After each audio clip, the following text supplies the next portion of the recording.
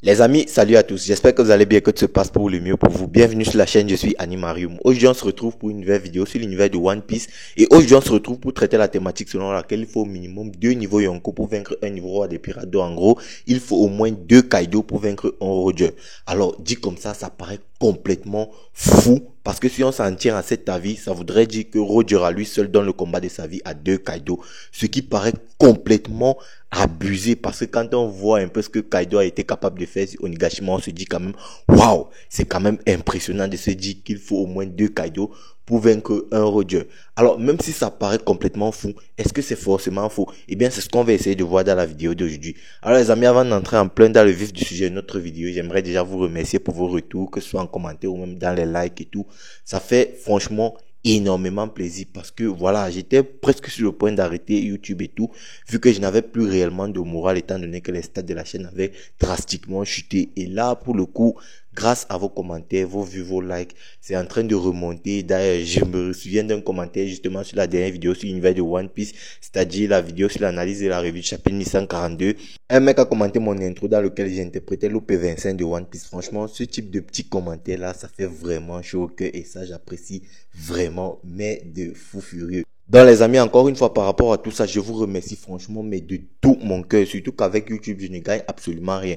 À chaque fois que je viens ici vous sortir une vidéo, eh bien c'est par pure passion, c'est parce que je suis passionné par les animés, parce que je suis passionné par les mangas. Donc je pense que vous comprendrez que à chaque fois que je sors une vidéo, bah si cette vidéo n'a pas forcément de retour, alors oui, une vidéo ça peut encore passer 2, 3, 4, 5, 6, mais si c'est déjà 7, 8 vidéos, après chacune de ces vidéos n'a jamais de retour positif, forcément ça va me miner le moral. Surtout que je ne gagne rien et je n'aime pas non plus, comment dire, l'appui de la communauté ou en tout cas l'appui des viewers. Forcément, ça va me miner le moral. Du coup, je n'aurai plus assez de moral pour tourner les vidéos.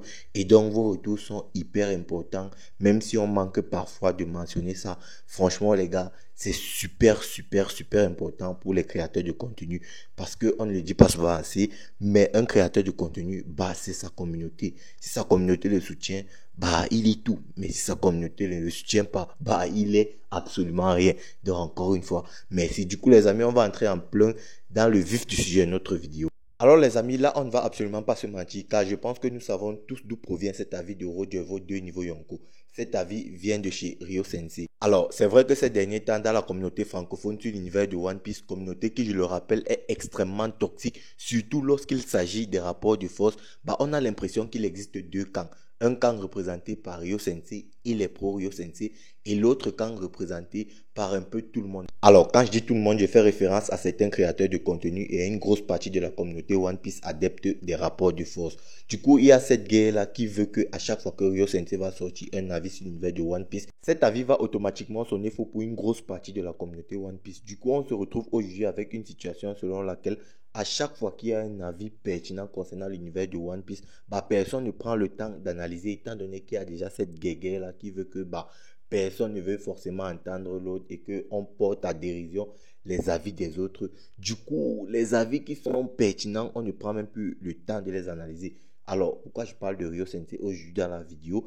Eh bien, c'est parce que je n'avais pas forcément réagi à ce qui s'était passé, je pense, au mois de novembre, étant donné que je sais pertinemment, les gars, qu'il avait réagi à la vidéo que j'avais sortie sur lui. Ça servait franchement à rien de venir dans mes anciennes vidéos et me spammer. Rio t'a éteint et tout, il m'a éteint, je suis quoi pour que le mec m'éteigne. Alors, vous connaissez personnellement mon avis sur le personnage. Ryo Sensei, c'est quelqu'un que j'ai connu à travers ses vidéos sur l'univers de Naruto et sur l'univers d'Hunter x Hunter. Et franchement, de toutes les façons, je l'ai déjà dit sur cette chaîne, ces vidéos sur l'univers de Naruto et sur l'univers d'Hunter x Hunter, je kiffais. Je prenais vraiment du plaisir à suivre son contenu par rapport à ces deux œuvres-là au quotidien. Franchement, je prenais du plaisir et là, on va absolument pas se mentir.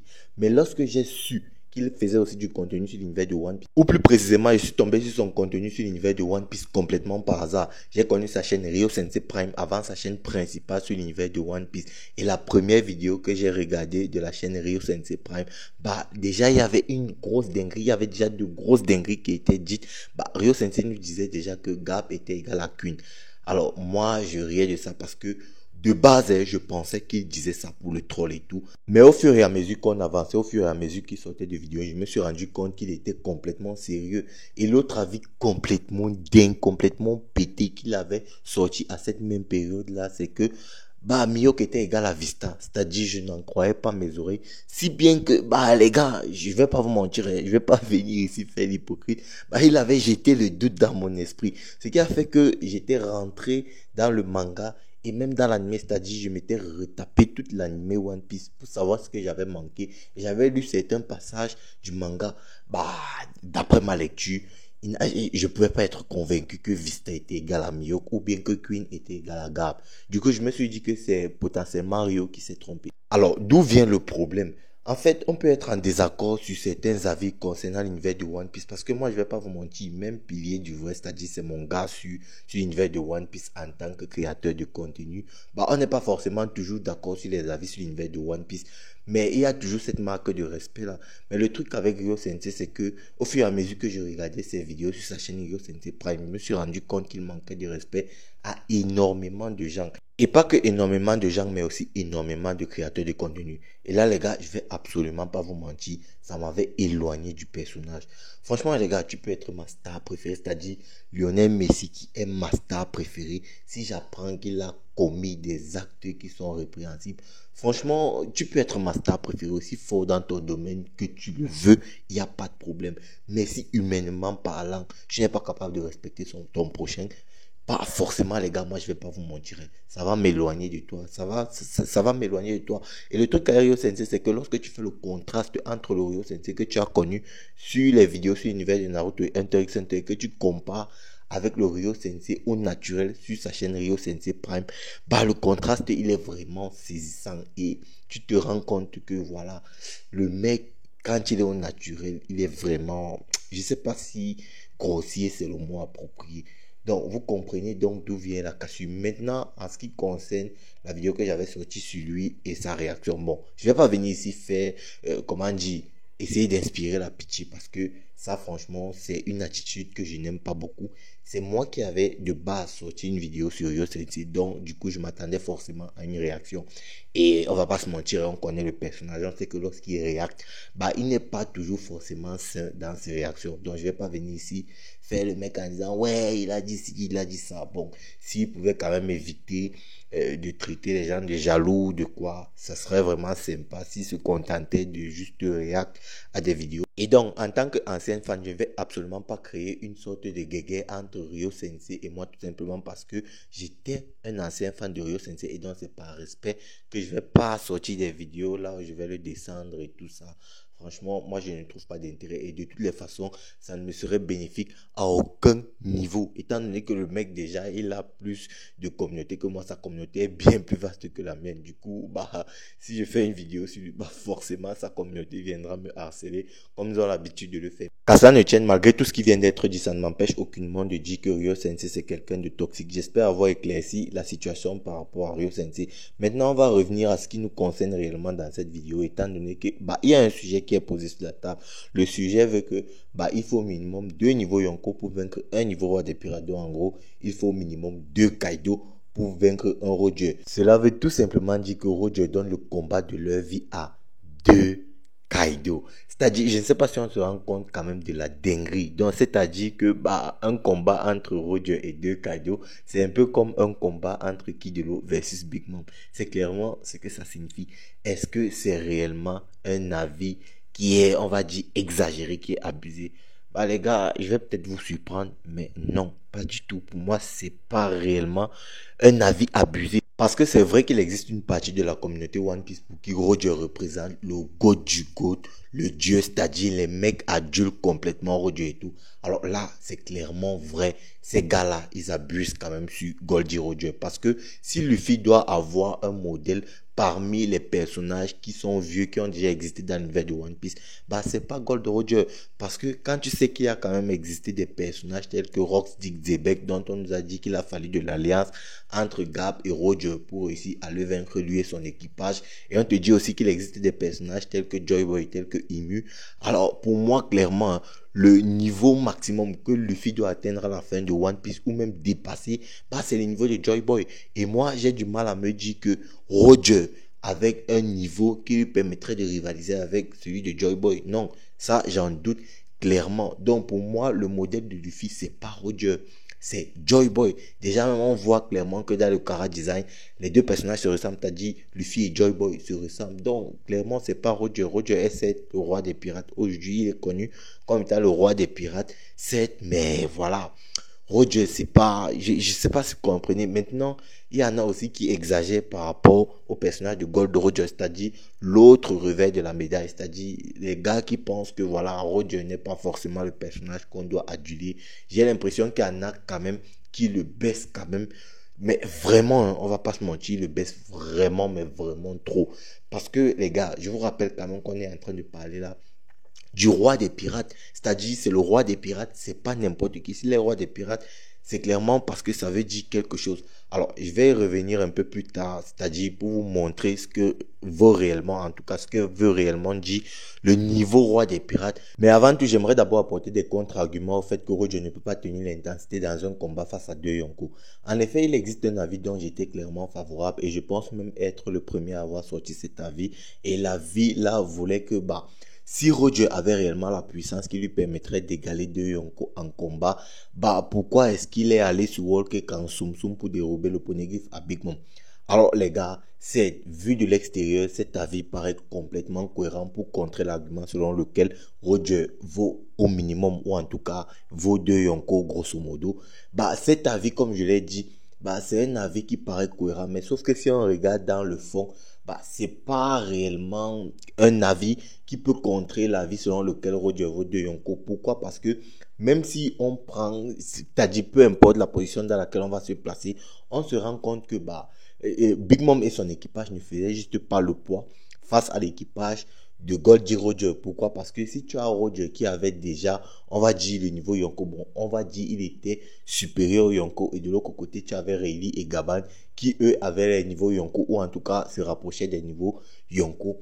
Rien qu'à eux trois, ils débarquaient sur Whole Cake et ils prenaient les poneglyphs posément. Donc moi je pense que si Goldie Roger n'est pas allé dérober le poneglyph de Big Mom de force, c'est pour une raison, c'est parce que Roger n'est pas brutal. C'est pas parce qu'il ne vaut pas deux Yonko qu'il n'est pas allé, ou en tout cas qu'il est allé sur Whole Cake en Tsum Tsum. Non, parce que peu importe la façon dont Roger s'est rendu sur Whole Cake, de toutes les façons, il allait dérober les poneglyphs à Big Mom, parce que Perros Perot, qui est l'enfant le plus âgé de Big Mom et qui, de mémoire, d'après ce que je sais, Perros n'a jamais eu un niveau qui se rapprocherait même à minima de celui d'un niveau Y5.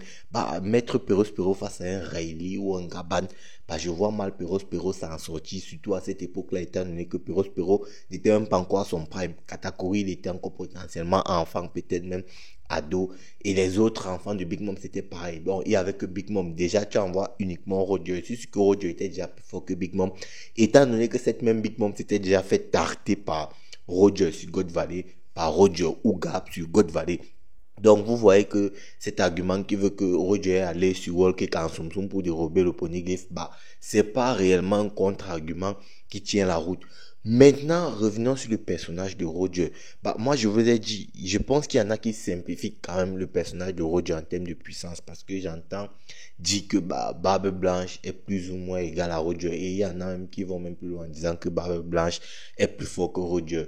Donc, notamment, il y a un titre qui veut que, qui met en tout cas Barbe Blanche supérieure à Roger, parce que Barbe Blanche porte le titre d'homme le plus fort du monde, et ce titre il le portait déjà pendant l'ère de Roger. Alors les gars, j'aimerais vous arrêter, j'aimerais vous faire remarquer quelque chose. Comme je vous l'ai dit, je vous parlais de Roger déjà un peu avant là, donc du coup, je vais une fois venir ici pour déposer tous les arguments par rapport à ça.